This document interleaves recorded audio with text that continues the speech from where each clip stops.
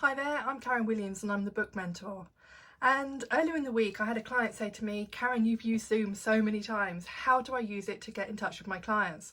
Now, she's a corporate trainer, does a lot of stuff face to face, she's a coach as well. And actually with the current coronavirus threat, we have to do things differently. And I sent her an email, sent her some information. I thought, actually, I'm going to jump on a video and show you how to use Zoom. Now, I'm not a VA, I have just learnt Zoom and worked online for many years. You know, I used to do teleclasses when they were a thing, probably around about 10 years ago. So hopefully you just find this useful and just to talk you around the system, how to use it, and also different ways that you can use it to connect. Just last week I was talking to my husband's aunt who was asked to do, she's in her late 70s, she had a consultation with somebody who had a cough and he asked to do it via Zoom. So I had this frantic phone call and learning session with her on how to use it as a participant. But I'd appreciate if you're a trainer or a coach or a consultant or a therapist, you might want to use it as a host. So this is for you, whichever situation you're in. Now, I'm not a VA, I'm not going to help you with the tech stuff. You know, I can recommend my VA if you want help doing that side of things as well. So I've got a few things I'm going to share with you today. First of all, I talk about how I use Zoom. You know, I've used Zoom, GoToMeeting, GoToWebinar, teleconferencing software, as I said, for probably best part of 10, 11, 12 years. And actually, you know, I use it so much these days. I use Zoom for all of my one-to-one client calls because we can share the video, we can share our screens, I can record it, so if those little nuggets come up in conversation, they've got them and they can listen back again. I was running a Make It Happen day on Wednesday and we had a group of people from all around the country live on a Zoom call together.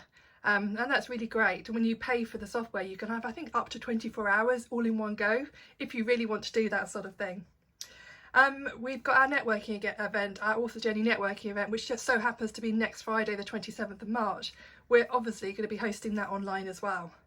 But Zoom is great because you can have groups of people on there, you can do a one-to-one call, you can record it, you can participate, and as long as the tech works, everything's going to be okay. So there's two types of ways that you might join a Zoom call. You might be a participant, you might be a host. So I'm going to talk about the host side of things to begin with.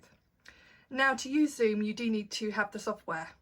There is a free version that you can get, which I think you have up to 40 minutes in one time. I think you can record it. I pay for it. I pay £11.99 per month, which I think is something like $14.99 per month to use it. It's got much more functionality, and for me it works so much better because take our Make It Happen day, for example, that starts at 9 in the morning, finishes at 5 o'clock at night. So actually it needs to be continuous, and if I was splitting it up all the time, it would have been a real pain in the backside. Once you've downloaded it, you will have it on your toolbar, and I'm just going to zoom out, or just going to move my tripod, and you'll see it, I've got it on my toolbar, which is just there. And this is what it looks like when you open it.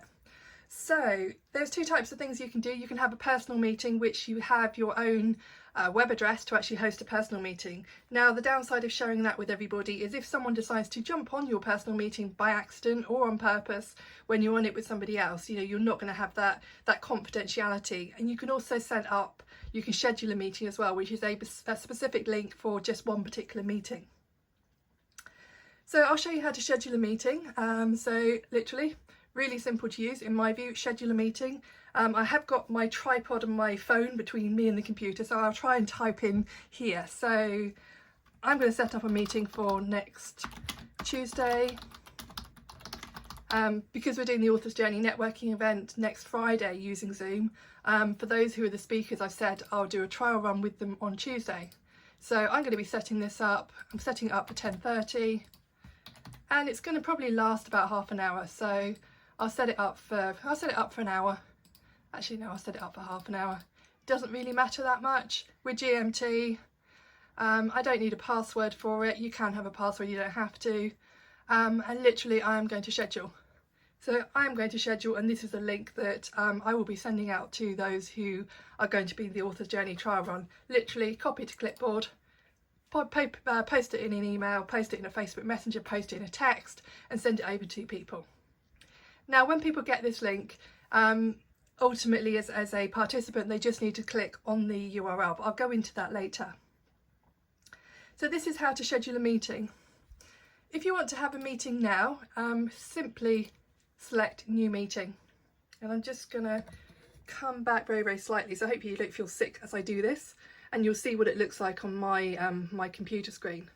So this is a new meeting, and if I had participants join us, I'm just going to do this, you will see them down the side. Now what's the great thing about Zoom is that you can have video on, you can share your screen. So let me turn my video on now. So this is going to be a bit strange because I've not got my camera turned around. So this is me on video, which looks really, really bizarre. I'm going to turn that off now. So literally it's as simple as start video, stop video down here. You can mute, you can unmute yourself, and also when you have participants here, you can mute and unmute them as well. So if you're doing a group meeting, so like our Author's Journey networking event on Friday evening, we can mute people, we can unmute people. We can share screens, so you can go to share screen and you can share other things that you have open. I've not got anything open at the moment, but I can share my screen on here if I wish to do so. So for example, I could be sharing that screen. And that's great because when I work with clients on a one-to-one basis, they can share their screen as well. So on the Make It Happen day on Wednesday, we had someone who wanted to share her structure for her book. So we did that actually live on the call. So what else do I want to share with you? Yeah, if you're running a call and you want to send people the meeting link, you can do. One thing that's probably quite important, so I'll stop the share. When you're sharing, by the way, you can share, you might have to go and do a reshare if you're sharing different things. So you want to share different things at different times. Say you move between documents, you might need to do a reshare if you're moving between documents. But actually, just think if you've got a PowerPoint, so let me just bring up a PowerPoint. This is one that I've done for a program I'm doing. And if I'm still on Zoom, I can share my screen and share my PowerPoint.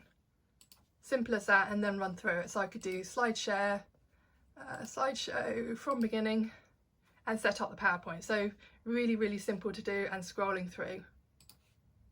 So what else do I want to share with you? What happens with the recordings? So if you've got people on the call, as I said, they can share their video, so it's worth letting them know they need to be video ready.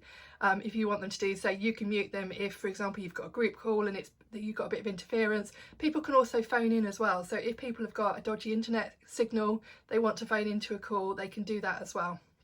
So there's just different things that you can think about. So what I tend to do is send people the web address, the Zoom link, and also the phone number if I know that, say for example, our networking event, they might be phoning in. So what happens with the recording? Well, I have it set up to record to my laptop, and I'll just go end meeting for all, and then behind the scenes, get out of here, it will, because I didn't actually press record, did I? So behind the scenes it will be basically recording to my desktop and recording the conversation. When I do the Make It Happen days, I tend to pause it when we're not actually live and actually doing a coaching session, because it does become quite a big document if you're doing 8 hours. And I've also, I was part of a Facebook group discussion this morning, and the question was, what happens with sending the recording? You can literally send the document that you get from Zoom out to people. You can send it via WeTransfer. I tend to often upload things up to Vimeo. I've got the paid for version of Vimeo. I don't pay a huge amount for it. I think it's less than £100 a year, or give or take, and I tend to upload it to Vimeo. Vimeo is a little bit like YouTube, but you can have a private link that you send out to people. So if you're running an event where people have paid for it, you don't want it actively available on YouTube, so that's how I tend to do it. So the other thing to think about is if you're a guest. So if someone says, join me on a Zoom call, what the hell do you do with it? Well, they should send you the URL, and my best advice is if you're using a laptop or a computer, all you need to do is click on the link at the time of your call, and then you should be able to join them. Now, if the host is not already on the call, you may have a holding message turn up for you. If you have struggle with your web connection, you can dial in as well, and you'll need the ID number that they give you.